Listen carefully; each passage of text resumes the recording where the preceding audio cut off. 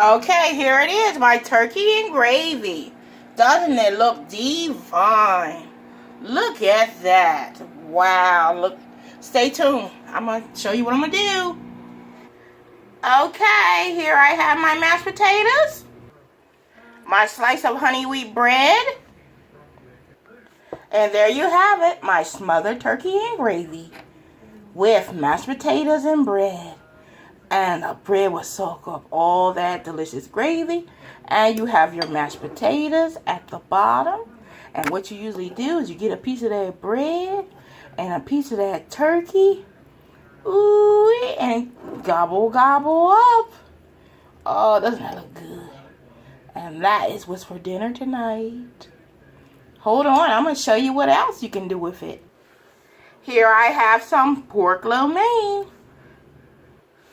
Here's my pork lo mein, and I put the turkey and gravy on top.